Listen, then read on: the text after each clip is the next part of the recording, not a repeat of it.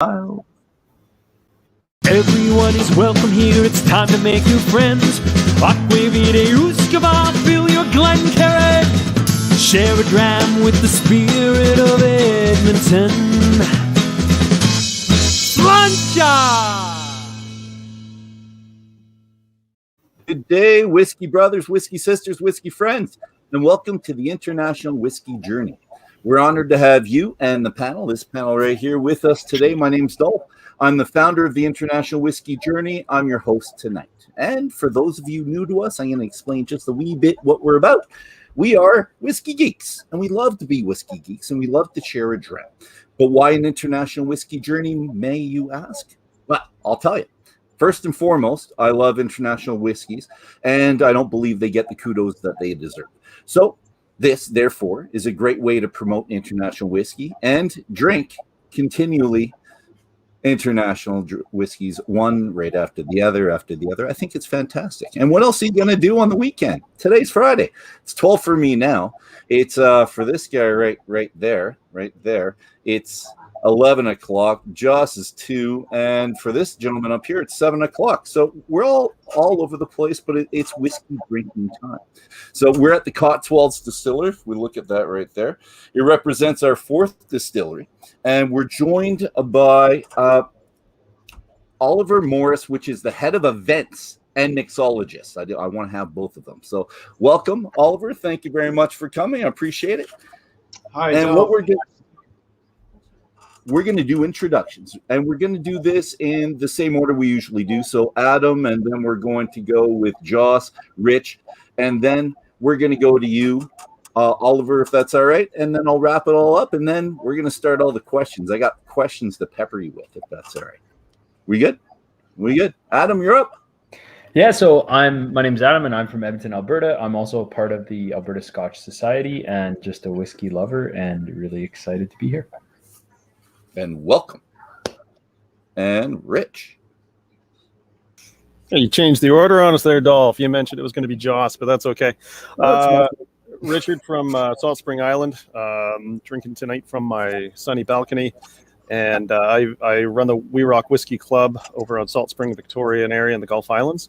And I've been loving whiskey for a lot of years, and am stoked to try the Cotswold stuff as well. So let's bring it on. Thank you, sir. And Joss, and that was my fault. I did say Joss, Richard. Sorry, guys. No worries, Dolph. We're off to a solid start. I'm just kidding. I'm Joss from Toronto, Ontario, broadcasting here live, president of the Dram Society of Toronto. I'm pretty sure I've had whiskey from England, but definitely not something recently or as exciting as this. So we're really looking forward to getting into some of the drams here. Perfect. Thank you so much. And Oliver, please. Hi guys, my name's Ollie. Here we are in the Cotswolds live here on a beautiful summer's evening. The sun is shining still. I'm here to talk you through all of our wares. As you can see, there's quite a lot for our young distillery. And I joined the distillery back in 2015 now. So going strong. Absolutely love my malts. So interested and intrigued in the English malt movement. And love to basically present that across the seas. Over to you guys. Thank you, sir. And so are we. Kind sir. We're enjoying it. My name's Dolph. I'm president of the Alberta Scotch Society, and I created the International Canadian Whiskey Journey. Now, I'm your host tonight, so I'm really keeping these cats kind of in order a little bit, but not really. It's a little bit of a free-for-all. If you guys have questions, you're just asking questions. We're going straight out.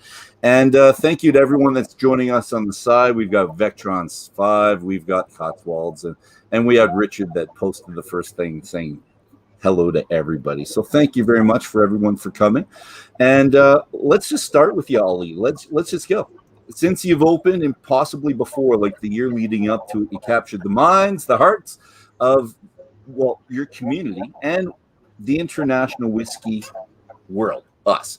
Now, Cotswolds was the conception of a New Yorker who developed a love for whiskey when he was working in investments in Paris, and then moved to London, and he was in London for 8 years. Him and his wife moved to the countryside, like a lot of people in London do. but I don't think his business sense stopped once he moved to the country, because as he was there, he decided he wanted to open up a distillery. So, and this is where it is. So I believe that only the English Whiskey Company and Penderyn's were open at this time. So I think you guys are huge trailblazers. But Ollie, if you could answer this, I want to know what his aha moment was when he decided to start this distillery. Not just the idea, it's plausible, I think I could do it, but really, when did he decide, hell yes, I'm going through with this? Can you do that? Yeah, absolutely, Dov. So Dan, absolutely inspirational character. He, as you said, a native New Yorker, came to London in the financial sector. And like you mentioned, a lot of the London commuter, certainly in the more professional, more executive roles, have these wonderful retreats in the Cotswolds. The Cotswolds would be classified as like a national park. We in England call it the area of outstanding natural beauty. So basically what it means is a protected area. I mean, it's rolling hills, it's arable farming, it's sheep, it's cattle, it's just beautiful. It's beautiful. And it captures you. It captures you when you look out to the horizon, you see this patchwork quilt of different farming, and it's just incredible. And I think when Dan got up here, he's had a busy 20, 30 years of professional life in the cities around the world. And this was his resting place. This was absolutely his resting place. And he's got a young daughter who's now 14. And his wife is actually Katia. She's a professional in her sector in surgery, a brain scientist. Wow. So basically this was their absolute getaway. And just out the back of where he lives, it literally is an old stone barn conversion. So, it's Cotswold stone, which is typically this lovely yellow limestone buildings, all around. Yeah, you've got it. That's the one there. That's not his house, but that's our distillery. So overall, it's an inspirational area. And just outside the back of his house was about 15 acres of barley, kind of swaying in the summer breeze, spring barley. And to be honest, that was it. He went, the barley's here, the water's pretty good around here. Let's go and have a look around.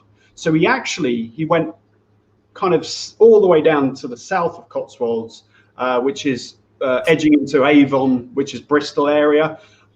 He actually came into Bath, looked around properties there, couldn't find anything that was suitable.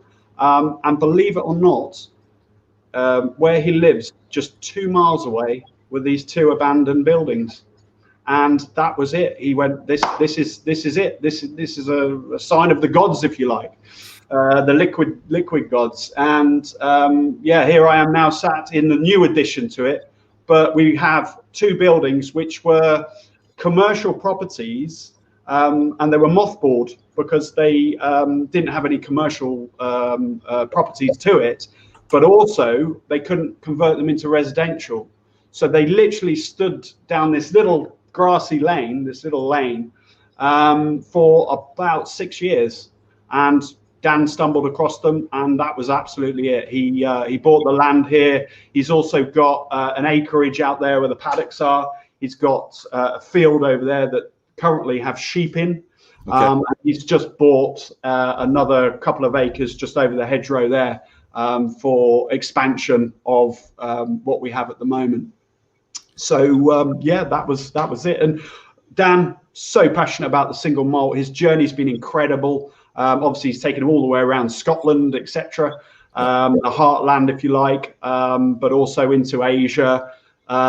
He's so fond of France and Paris, and in fact, in the whiskey festival, the Paris Live, he unveiled the first ever inaugural release of our single malt whiskey here in the Cotswolds. So that was his kind of trailblazer into the whiskey scene.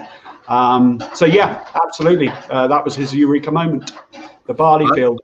The barley field, that was it, and the swing. You talked about water, and that's going to be my next question, but I just want to give some pictures so people can kind of situate themselves. So this is Google Earth that I got this from, and you're obviously not in Tel Aviv, so that's wrong. Here. Let's get this one. I wish we were. Yeah, and that one too. All of them. Not one of them. These are your stills, though. So let's stick with the stills. Let's not. So here's the sign. I at least got that, and I got the picture and the different stills. We'll talk about that in a second. But how about, because I don't have the picture, obviously, can you situate us where you are? Because I believe you're just about dead center in the country. You've got large cities. Absolutely, yeah. Bang on Middle Earth, we call it. It's very much like the Hobbit land, the Shire. Not quite New Zealand-esque, because you've got the mountains, etc., but it literally is this beautiful, picturesque rolling fields, as mentioned, arable farming. It really is just a beautiful land. Central of England. The sea, the nearest is about 80 miles away. So that kind of puts you in the position of where we are in the landlock as such. Only 15 miles away from Stratford-upon-Avon, of course, the bard Shakespeare came from there. So lots of history. I mean, apparently in history around the Cotswolds, obviously a lot of market towns, sheep, markets, wool, etc. But it actually was the movement, the craft movement, happened or originated from the Cotswolds, would you believe? Nice. And I'm going to ask you this as well, because you talked about water. And one of the first actions that Daniel took was to secure a water source as the Malvern Mineral Water Spring was closing. One, I need to find out how a water spring closes. And two, how do you reopen it? Yeah, so the Malvern water source, it never actually happened. So it was just too difficult. Malvern from here is actually in Worcestershire, and that is about 48 miles away. Malvern Hills, these kind of three massive hills, almost kind of mountain range style of hill line. It never actually happened. And to answer your question, how does a spring close? Hey, Mother Nature. That's it. It just dries up. I didn't know if they were diverting it for a dam somewhere. Yeah, no, there was no diversion. There's actually in the hill line itself, there's quite a few springs in there. But it was an early concept. Where we are. The water was. It was quite difficult because where we are, we do have the actual source of a river, a local river called the Stour, a place called Traitors Ford, which is just down the lane there, and obviously comes from the spring. But the water we use, and we're not hiding anything from the water source, but it's a mains water, and it's charcoal filtered, obviously softened, reverse osmosis, etc. Because we're in a hard water area. So the story, that was the very early stages of this wonderful brainstorm of where can we actually get the water source from. But I was just wondering how powerful he is, Mr. Zor from New York. I want water coming to my distillery. We're opening it up. I don't care if it dried up. We're doing something. Yeah, Mr. Zor could almost be a Greek god, couldn't it? Yeah. And bearing in mind, basically about 10% of our water that's added to the mash is just charcoal filtered. Okay. So that kind of puts that understanding in. Yeah. I'm going back to the map because I fixed it now. Here we go. Oh, brilliant. There we go. You're not in Tel Aviv. You're in England. So you can see the red marker again where you are. So between Liverpool and London. Bristol up top, like you are dead center. So Middle Earth works very well for me. And then we're going a little bit closer, and it's just green, all greenery. You can see the tag on the left side, and a very close look at you. That's where you are. So which building are you coming from right now? If top right, middle, or bottom? Let me just get my bearings. So we are. So if you see the car park there, that's the staff car park. Yeah. In this house, the warehouse there, that's part of our bonded warehouse, Okay. which we take our guests there that come on the tour. Got it. And then half of the warehouse is for bottles and yada yada, you know, all of the usual utilities you need. And then the building next to that, that's our bottling hall. We actually do all of our own bottling, Dolph. So everything that we do here is bottled on site with our very capable bottling team. Also in that building, we've got our R&D department, our research and development. Okay. We've got a blending room, a staff canteen, and what used to be the marketing office. And then coming down where the drop pin is, that's our actual distillery. So that's where all of our distilling equipment is. And then that big building in between those two buildings, that's our new addition. That actually opened in 2017 as Easter 2017 as our visitor center. So in there you've got gin mezzanine, you've got a whiskey blending mezzanine. You've also got the shop, a cafe. We've actually got a cafe here now, and that's where we start our tours. And the building to the end, that was what used to be everything that I've mentioned in the visitor center. So it used to be the shop. We never had a cafe, but the tours and things would start there. And that's where obviously all the financial department is. Also the Dan's office and the sales live there as well. So that's the entirety of that's our setup. And the open space there is the customer's car park. And then obviously we've got the driveway coming into the distillery. Okay. And I'm going to ask one more question, and just about your past or your setup, because when you go on your website, you can take a virtual tour, and I love it. So it's a virtual tour, 360 degrees. You look around everything. I have a few pictures actually of your stills based on the tour, but I do want to ask about where you were storing your whiskey. At first, the information I have is that it was in Platus, Platus in Liverpool. And did you ever use that? And are you still using that for storage or for barrels? Yes, that is correct. Platus is actually under the River Mersey. They're all rum cellars, you know, dark, dank, absolutely perfect environment for maturing the single malt. So we still have there, but we have just purchased a new warehouse, which is in this lovely, again, sleepy little chocolate box village, you know, the lovely villages that you see.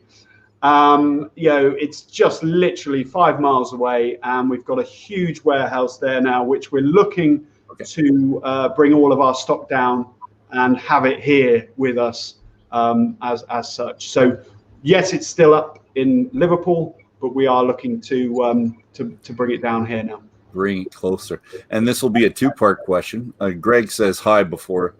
Greg from Craftworks Spirits and Greg in Yarka. Greg's asking if you're still the #1 tourist attraction in Cotswolds, and let's link that to what's your job and what did you do previously, because you started and you didn't start in the position of head of events. So if you could link this to the head of events and what you did in the past, please, sir. Yeah, excellent. Well, thank you very much for being interested about me. But of course. I basically started back in 2015. I live 5 miles away in a beautiful village, actually where the first ever civil war happened against the Roundheads and the Cavaliers, the Royalists and the Parliamentarians in 1643. It's in a place called Edge Hill in Warwickshire.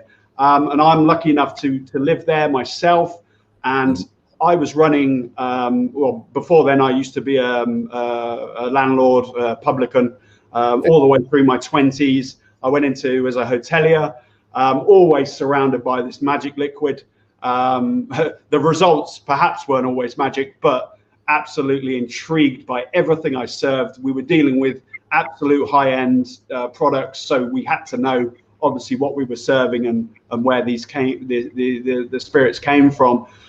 So I actually moved out away from that industry. I became a little bit cynical about some of the parts of the industry. So I came away and I became a property developer in the Cotswolds. Absolutely affluent area, beautiful place. Like I mentioned, it's the rich boys and girls playground really from London. we're only an hour and a half away. Got into property development, but my gosh, I missed so much the hospitality and catering industry.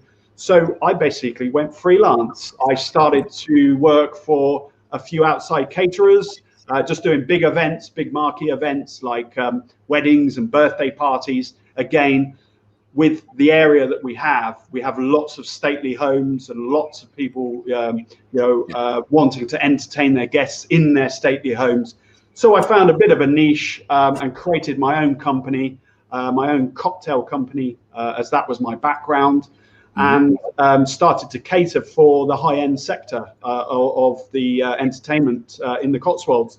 So I targeted the Cotswold commuter, the guys that live in affluent parts of London, come up here, and that was probably back in 2012. Then I heard on the grapevine through my clients, who were then prospective investors, to the distillery, that there was a distillery opening up. So I was down here literally as soon as the first brick was laid, introduced to Dan. My goodness, that guy, what a character. He's got that entrepreneurial flair that just attracts other kind of free-minded thinking guys as well, like moths around the light. And I just got so into what he was doing. And of course, the whiskey was going to take 3 years. So the only product I really had from him was the gin. So I started to advocate the gin for him at my private events, kind of targeting at that investor, showing what we were doing here at the distillery, still freelance. And then in 2015, the summer of 2015, I proposed to Dan that we should create a in-house events company. So we called it the Cotswold Distillery Cocktail Company. And basically, the principle of that was it was a subsidiary company, no investment, and it would just run alongside the distillery, do its little events here and there, a food and drink festival, sampling, a bar takeover. But it was like this little snowball that turned into this gigantic rolling beast. It was just incredible. And by 2017, we were doing about 700 events a year. So it was just an incredible experience.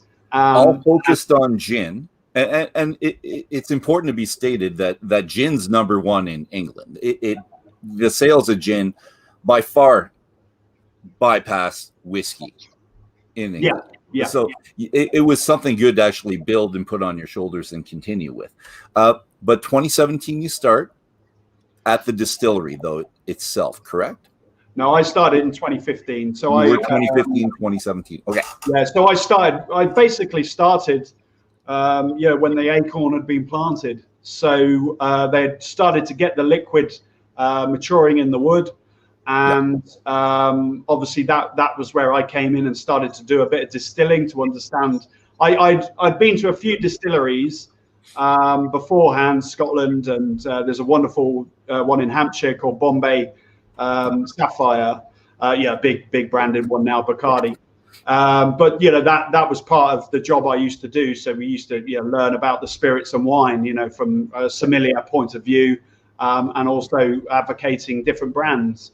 But this little craft acorn that was just about to grow was just it just absolutely sold the whole thing to me. And I came in, did some work in the distillery. I was basically like a bad smell, I suppose, just hanging around. I'll do that. Yeah, I'll move that for you, or I can empty that for you, or clear out the draft, or or whatever it might be. Just hands on, and then understanding the process all the way through to the choice of barley, the milling and the mashing and the fermenting. And I did my distillers, my first distillers module, to understand it even further. So absolutely bowled over by it. Enjoyed every step of the journey so far. So you guys becoming number one. This is what Greg said. Number one. That's you. You can claim you can claim that as your. The tourist attraction. It's all you. Could you believe what the first one is in the Cotswolds. What would you say we took over? What you took over? Well, yeah. you were talking about Shakespeare, so let's go with Shakespeare. Well, it's not officially in the Cotswolds, unfortunately. Okay. How about sheep riding? Sheep riding. It was the Gloucester Cathedral. Oh, okay. And do you know why? No. Because it features in Harry Potter. Ah, well, that makes sense. And we got it. You beat Harry Potter. Good for you. There you go, Harry Potter. Have a couple of them. Bite it, Harry. That's funny. So we became number one, and it was absolutely incredible. What a start to our journey. We were offering a place at the early stage, like that map showed. It was only a little house, a little building that we were in and out, 3 tours a day, 16 people on the tour. And that's basically the limitations of what we could offer. But since then, we've had the initial investment through various channels, and we were able to build this wonderful visitor center that was erected back in it was actually Easter 2018, and it has the cafe now, so people will come and have a carrot cake and a gin and tonic and that kind of thing. We've got a little pizza horse box out there as well that bakes those pizzas. So it's become a real hub of activity. When I came in this evening, about 4:30 this evening, there were about maybe 30, 40 people just sat out, drinking gin and tonics on the veranda. So it's perfect. Just the scale is been incredible, and with the journey itself as well. Yeah. Well, it's a good looking place, and it's quite large. You can see that. Gentlemen of the panel, do you have any questions for Ollie about their startup? Anything?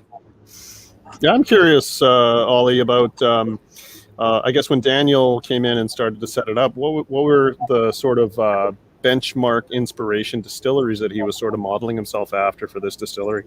So that's a really good question. So Dan, he spent quite a long time actually up in Scotland doing some really hard research, gentlemen. It's very difficult. It's very difficult, as we all know, doing this whiskey distillery. But his inspiration from get-go really was Bruichladdich. What they do up there, he really wanted to replicate their passion, their obviously most importantly the quality of their liquid, but really delve into that provenance, the concept, where you literally are gathering the ingredients, on your doorstep, and then everything is happening from there on the in the house, if you like. So absolutely, I would say that would be his top of the list. And then obviously, there's so many to mention in Scotland, but that was definitely his main inspiration. And we did at a point have Harry Coburn down here, who was the ex distillery manager of Coburn. Bowmore, my fault. And Bowmore was absolutely an inspiration as well. So to have somebody that was an advocate of that distillery as well was a bonus. Help me out with the timing of this, because he decides to open a distillery. He contacts Dr. Jim Swan. So Dr. Jim Swan comes on, and Dr. Jim Swan introduces him to the head distiller, Mr. Coburn. And from there, who becomes his team? Like, who does he help him? Because he did this alone. It was all his investment. He didn't have investors coming in. He did have a GoFundMe page and private investors online, but not big investors that could help with this. So he's doing this all himself with Dr. Swan. Who's his first team? Are you part of that first team that kind of really develops everything else as it gets open? Yeah, I mean, I obviously came on through that transition, definitely. I mean, if you think Jim Swan, I mean, do we know who Jim Swan is? I mean, that's what I mean. He was classified absolutely as the Einstein of whiskey. He was coming up with some incredible concepts and understanding of the processes, the maturation, all the way through to obviously grain. But he, as you mentioned, he was introduced by Harry Coburn, and they basically got together with Forsyths, the still makers, Scottish family, date back hundreds of years through what they created. And Dan's concept was always going to be, kind of best kit, traditional methods, highest quality of raw ingredients. And, to bring those together, absolutely you need somebody or someone in the field. So that's where Harry Coburn came in. And obviously the Einstein, Dr. Jim Swan, came in with his understanding of the whiskey. And then we got a distillery manager. Alex came down. He had been working for a few English distilleries around kind of 2012 onwards, and Alex basically took on the mantle as distillery manager. Okay. But then on a chance meeting at a whiskey festival in London, he met Nick Francino, and Nick had very, very little distillery experience, but Dan saw something in him, which Dan does. He, like I said to you, he just absorbs the quality of people, and he gets the best out of you, because he lets you. He absolutely involves you in every concept. So Nick Francino was invited up to the distillery. And he was absolutely going to take the mantle of whiskey development and creation, and learned on the job, absolutely. And now, what are we, 2014, 6, 7, nearly 8 years on, he's now a master distiller. Good. And he's been on just an incredible journey himself. Through his development. So the distillery at the time, we had Alex, who then went off. He was only here for, I just probably spent about 3 months with him and his partner, who was running the office here, the financial department. So there was only actually 6 people here at that time. Then I came on board. There was sales, a couple of guys in sales, selling wares out the car boot type of style. Yeah. And you had the two main distillers, which was obviously Alex and Nick, and then you had a distiller's assistant, and then basically it snowballed from there. And now, as I sit here, we've got about 58 staff. And you do a good job to promote them too, because on your website, not everyone has this. They have staff, and it's usually 3 or 4 or 5 people, the main individuals. But on your site, you go through it and you see everybody, which I like a lot. So whoever set that up, I think that's a great idea. Yeah, gentlemen, we're gonna taste the scotch, or you're gonna give me your notes in a second. But while you're tasting it and trying to come up with the information, I'm gonna throw some specs out there for our whiskey geeks. But Ollie, if I say something wrong, please just correct me. This is just all the information I've got, and I think we're good.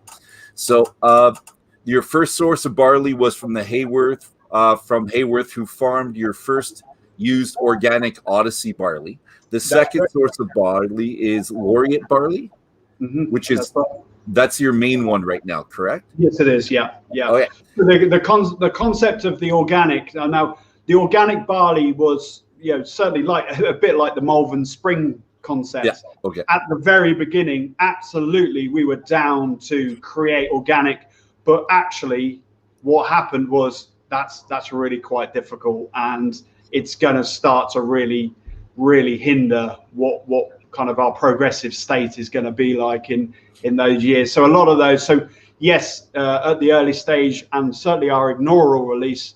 Back in 2017, it was completely organic Odyssey barley. And 100% floor malted at Warminster, the oldest maltster in England. You've got 8 washbacks. I've got a picture of the washbacks, though. 8 washbacks.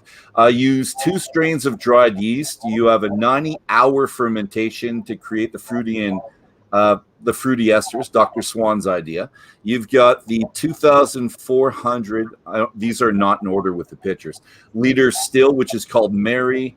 The 1,600 liter spirit still is Janice.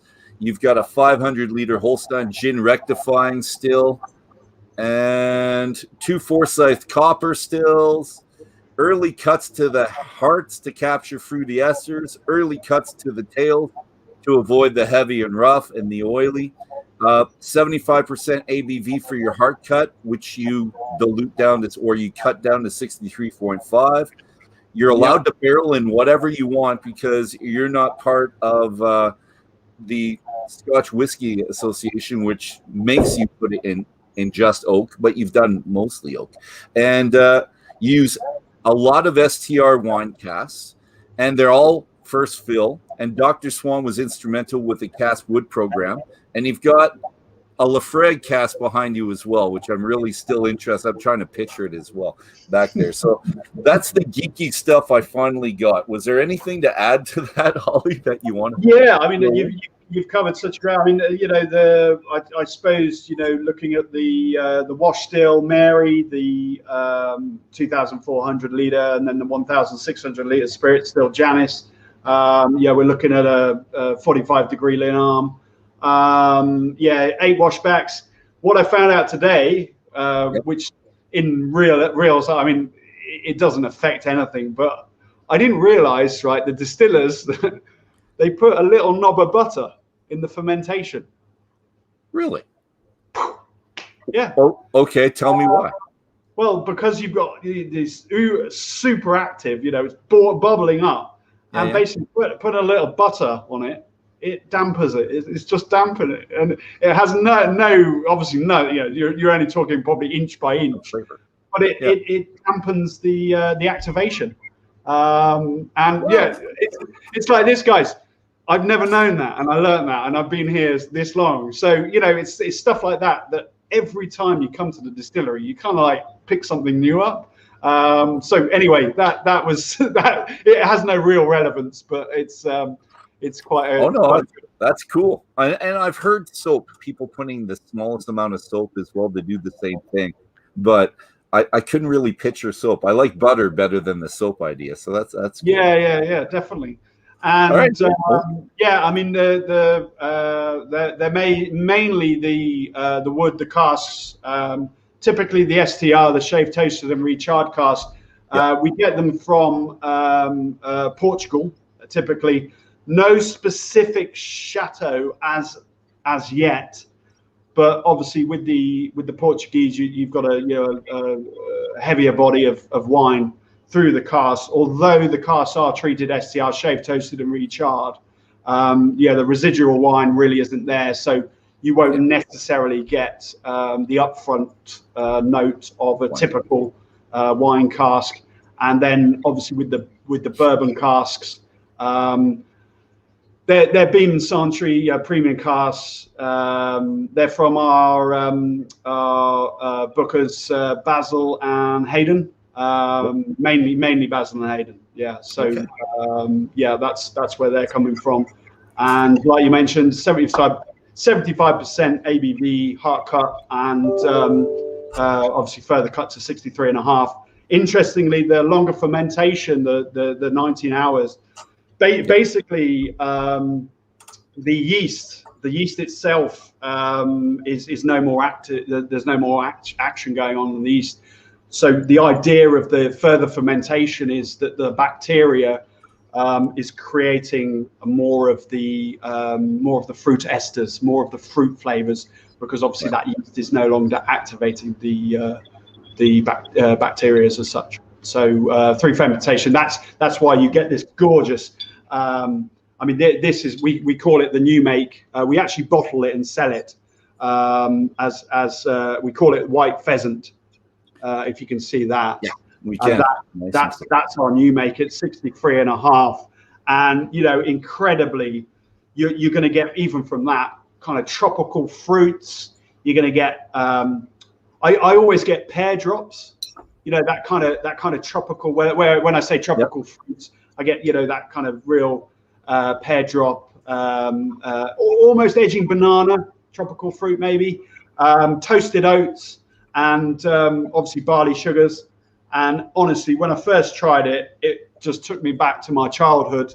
Not that I drank new make, but the feeling of, I'm going to get all romantic with you now, the feeling of running through like a meadow and putting that grass in my mouth and chewing it like a farmer. Nice. Just that kind of chewing meadow grass. It's just got that whole just gorgeousness, the whole package really for what I class as the raw ingredient. But I actually use this in quite a lot of my cocktails. Nice. It's going to have a kick, which is good. I love having new make, and Rich and Joss, I'm sure you guys have done this too. If we have new make to go beside the spirit itself, is fantastic for tasting. Yeah. I really, really like that. Absolutely. But let's go to you, gentlemen. So this is the bottle we have today. Ollie, do you have this bottle as well? Oh, yeah. And this is part of the first one. This is part of the First Farm and Odyssey. This is the Odyssey barley in this. But it says first fill. I thought this was an STR cask, and it's just first fill. But everything is first fill. I don't think you guys do a second, third, fourth, and I'm going to ask the question later. But I think just about everything's matured, not finished, but matured first fill. But I'll leave that on your shoulders for now. Adam, then Joss, Richard. Tasting notes, gentlemen. What do we get? Go ahead. Sorry, Joss. You go. I already spoke. You go ahead.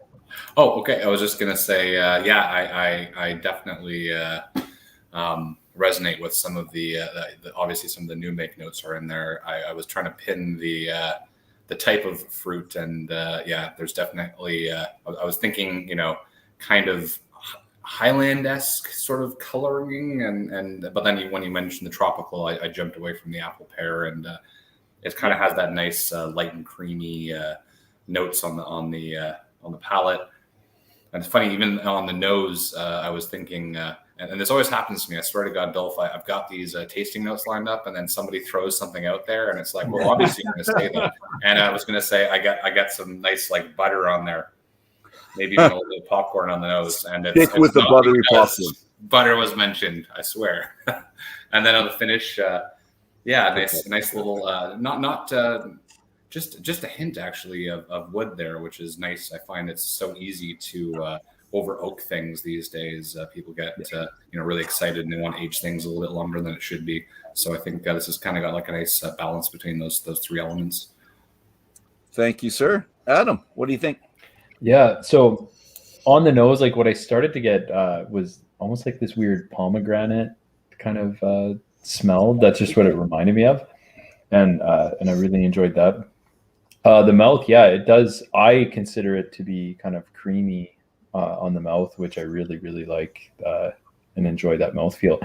The finish has some heat to it, like it really hits you at the end, right at kind of the back of the tongue. I don't know if you guys are getting that too, but so then it's kind of cool. So has a neat flavor, something very unique and cool to actually taste something from England that's done as opposed to from Scotland and other regions. So. Yep. Thank you, sir. Richard, anything to add, sir? Sorry? Anything to add, sir? Yeah, I was picking up some lemon on that. As well as freshly cut grass or hay, nice grassy notes. There's sort of it's really, really rich. There's a lot of spice in there. Almost, not that I've had this before, but sort of a creme brulee with cracked pepper on top of it. Something like that. There's sort of sandalwood on the nose, but it could just be that it's been in the glass for a while. And I also picked up, I don't know if this is because of what I had for dinner last night, but I pick up some, and it's not a bad thing at all. I actually really like it. Sort of a pizza pepperoni. So anyway, that's what I pick up. Loving it. It's good. Well, and we're supposed to taste the fruity and the floral. I'm good with the fruity. I can't picture the floral more than the biscuity of the hay, which I'm getting a small bit with. Any other floral notes from any of you gentlemen? And Ollie, you as well? Any other floral? Yeah, I think more down the floral route. Yeah, again, those kind of grassy notes. We can categorize grass, cut grass, or the likes as a floral tone. It's only ever going to be in that category. But absolutely fantastic remarks on the tastings. I really enjoy that. Pepperoni I haven't had before, but that one I'm going to drink to that one for sure. That's good. I like pepperoni as much as the next guys. But I get every time, I get the aromas, that kind of real rich fruitiness, often categorized as soft fruits, and that was quite right about the apple. It's not quite going down that that route. It's more kind of stone fruits, I think, would be a better understanding of it. Maybe apricots would I suppose you could go almost peach. Incredibly, I was sat out in the back garden the other night enjoying a whiskey with some ice and just sipping, and incredibly an aroma I hadn't got before. I actually got banana. Real, and I honestly didn't know it was coming from the whiskey, and I was like, it's short, and no, and I think that's that kind of tropical fruit. Evidently you're going to get that from the bourbon cask initially anyway. But the shaved, toasted, and recharred, I will always get the slight char on the nose as well. There's just almost not edging into smokiness, but just this real char. And when you see the casks and when you see the staves, you can see evidently that the char plays such a huge part through its flavor profile and its journey through its maturation. And taste, obviously, tannin-rich malt. We are still talking about a relatively young spirit here, so you're going to get that kind of tannin-rich malt. Finish for me, kind of marmalade. Yeah, I get marmalade. I get honeyed notes and almost edging into treacle. That finish for me is that lovely sweetness. And one of my favorite cocktails to stir down with this is the old fashioned. Nice. With a bit of maple syrup. Maple syrup. Ode to Canada. Thank you very much. I love it. Well, yeah, the wood sugars, obviously, they present themselves through the toasting stage of the STR. So, you're going to get that real evocative note of the wood sugars. And you're adding that little bit of sweetness in a cocktail. Certainly the Prohibition cocktail of the old fashioned, just adding a little bit of maple syrup, stir that down, Angostura bitters, gorgeous. My absolute addiction. Hey, Ollie, maybe you can fire us that between episodes, just that Maple Cotswolds old-fashioned recipe for us. Yeah, definitely. I'll already forget what you said. So yeah, well, just go on our Facebook. I'm on there stirring it down. So have a little look at that one. But yeah, definitely share that recipe with you guys. Yeah, the 5 minutes between this and the after dram, that's perfect. And for sweetness, I wasn't with honey, but I do get caramel. And again, the STR. And just to recap for people, the STR, you're shaving off 2 to 4 millimeters of wood. They're toasting it for 2 hours. They're charring it for 5 minutes, just heavy char. But it ends up being at a 2 level, I think, if we're doing levels for char. It's not the 3 or 4, the heavy stuff that some of us are used to with a bourbon. It's a 2. So it's not going to be bourbony in the sweetness. It still has sweetness, but not too sweet. Yeah. All right. Any other comments before I go to probably our last question before we head her over? Any other comments, questions, gentlemen? All right. I'm jumping into it. So Daniel calls you a wee distillery, and he doesn't like to call it a craft distillery. And he says because a wee distillery, and Dr. Swan said it's a miniature version of a production Scotch distillery with all the quality hardware, all the quality ingredients. So he didn't want to call it craft. And although for me, I think craft is still the quality hardware and ingredients, but we're going to leave it at that. And he also states that you don't have the economy, convenience, scale. So you have to price your products higher.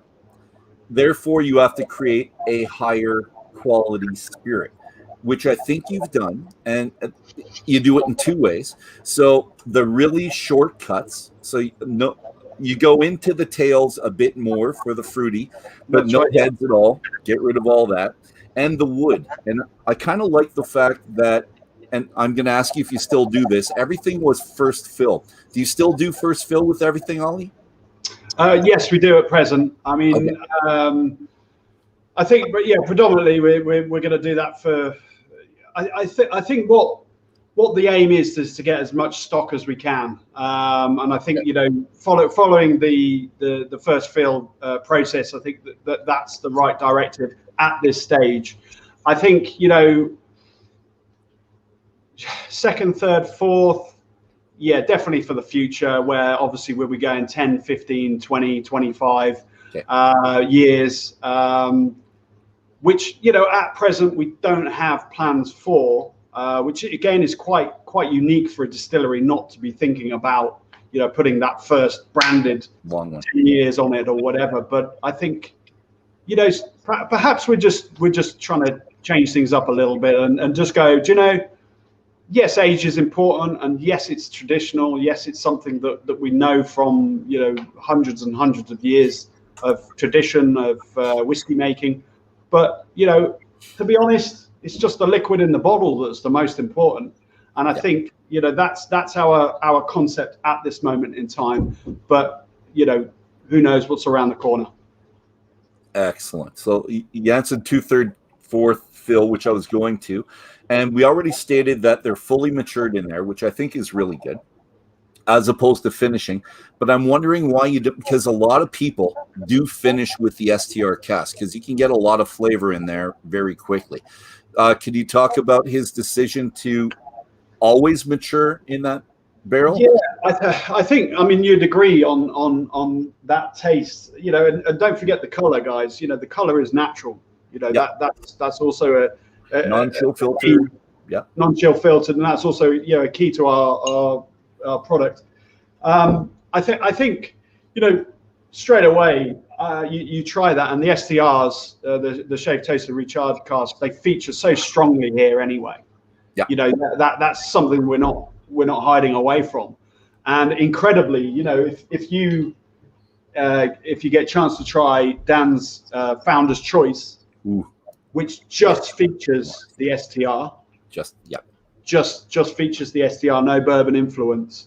And it's bottled at cask strength, so we're talking about a 60.9% liquid.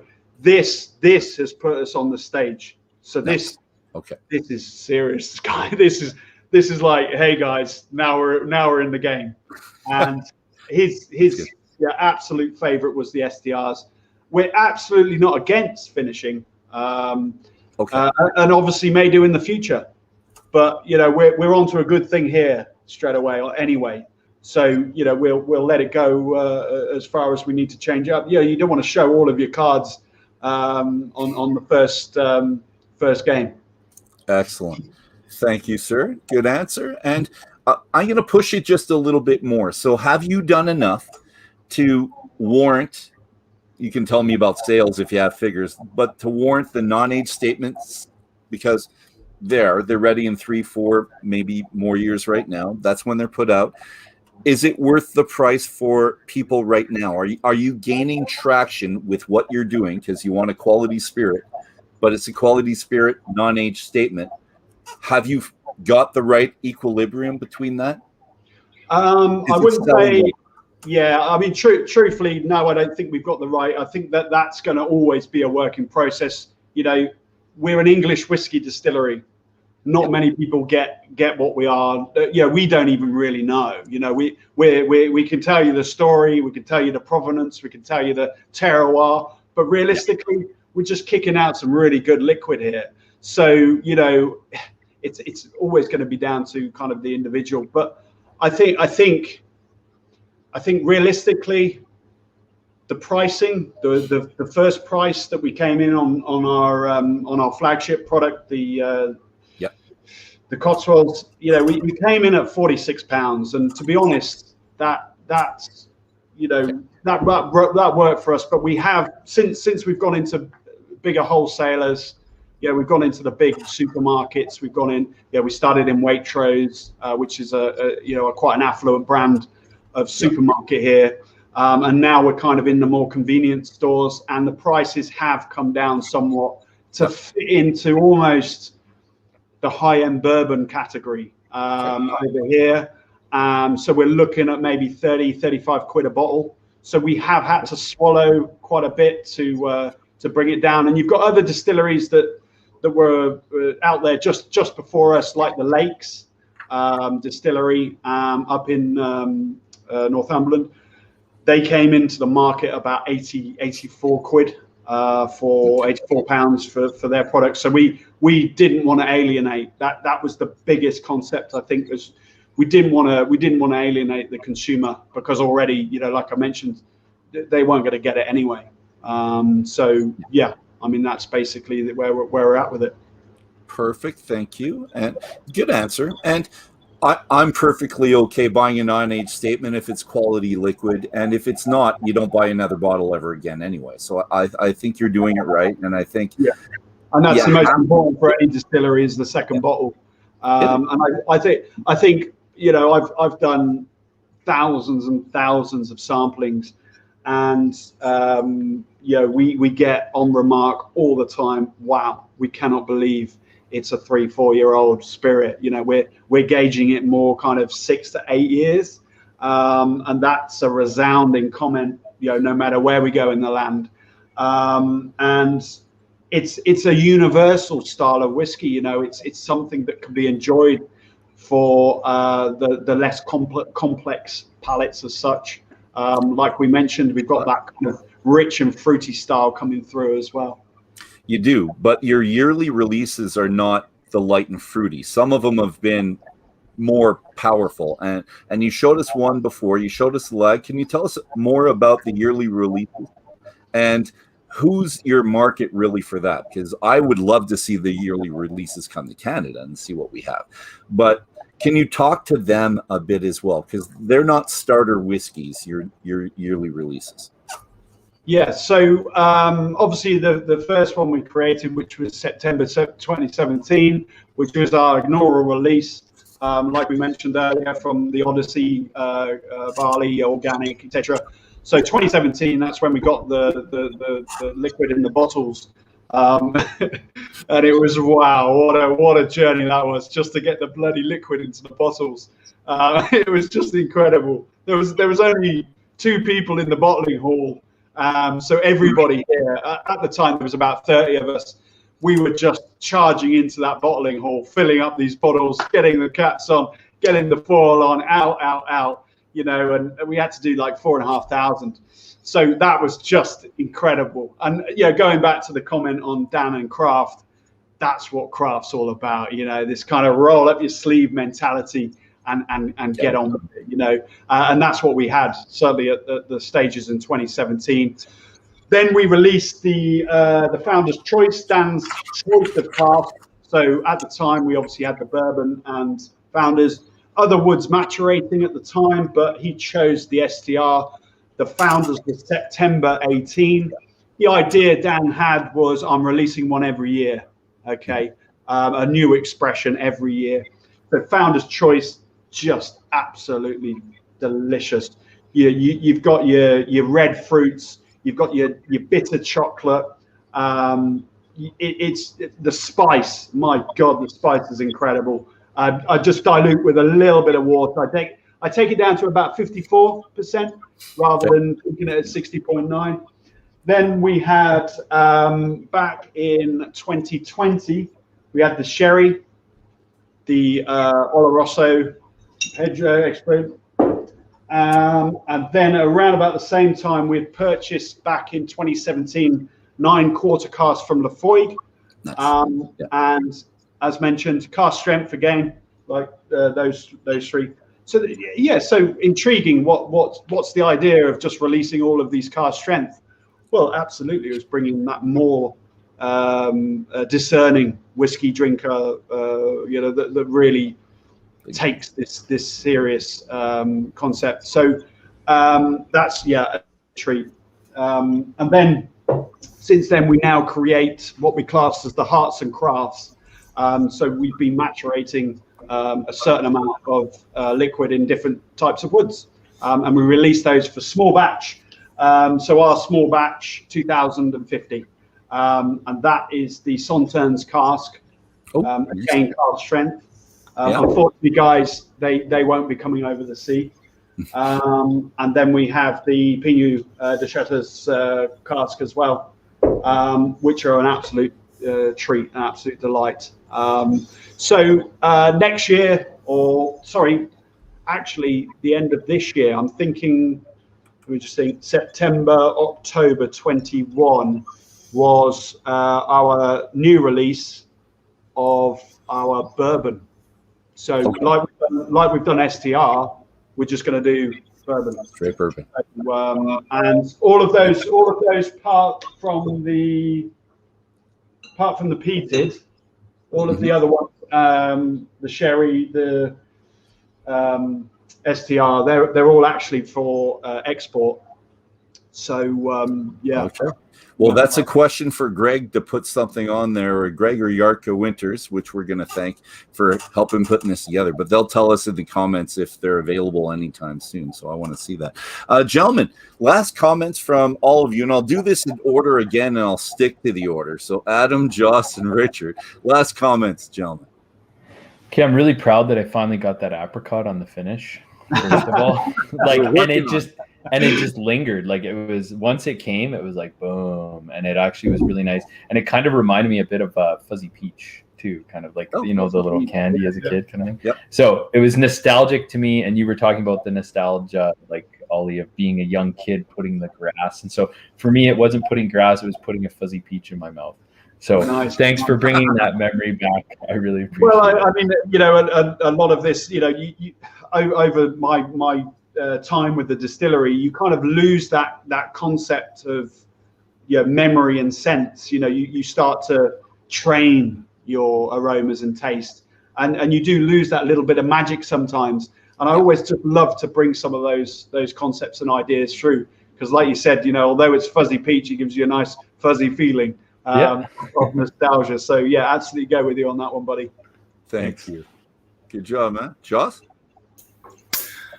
Well, I think pretty much everything that I could possibly say. I'd just be repeating notes here, but I am enjoying this dram, and I am really looking forward to the gin, actually. And I had one of my, I guess, unknowns. I was talking to a guy from our club the other night, and he was talking about how when he went over to the UK there for his honeymoon, that people were kind of giving him a weird look when he was ordering whiskey from the bars and not gin, because that's just what everyone drinks over there. So I also love the kind of the fact that, it would be really easy just to jump exclusively on the gin bandwagon. And gin is obviously an introductory, not introductory, but it's usually one of the first things that new distilleries get into, that you've carried that forward, but you've also, you kind of had your heart set on whiskey by the sounds of things, that you push forward with that. And not to say that the gin is going to be anything less substantial than the whiskey, but I'll cut this short here now because I'm just kind of babbling. So looking forward to trying the gin, and great job so far. Thank you. All good, Joss, and we're all looking forward to that gin. Richard? Yeah, thanks, Dolph and Ollie. I've thoroughly enjoyed sitting down with this. Well, there's nothing left now, but with sitting down with this whiskey, hearing the stories, talking about where it comes from and the terroir and how it's crafted. We talked a little bit about that second bottle. For me, hearing that you've got these export bottles at cask strength with a variety of different cask selections is totally right up my alley. And when we talk about second bottles, this whiskey makes me want to go into the more complex, the more cask strength limited edition type stuff. That's sort of my jam. So I'm totally stoked about seeing these come to Canada and being able to taste them. So yeah, thank you for bringing this to our attention. I've had a few English whiskeys before, or at least the English Whiskey Company. This is a solid whiskey that can stand on any bar. So nice. Yeah, thank you. No, that's a really, really good point, actually, and I like the way you've managed to articulate that. you've got this kind of, like I mentioned earlier with the gateway peated, but you've got an understanding of what the liquid's about, an English single malt, and I think it is about that kind of not so much education, but the kind of learning process and going, okay, well, if that's what they're making, perhaps we start to look at this a little bit more serious, and often serious means cask strength. We bring that on. Obviously, what's always been a contentious issue here, or with consumers, has been that kind of age concept. Oh well, it's only 3 years old, so how can it how can it taste? But age and maturation are not the same thing. It doesn't work like that.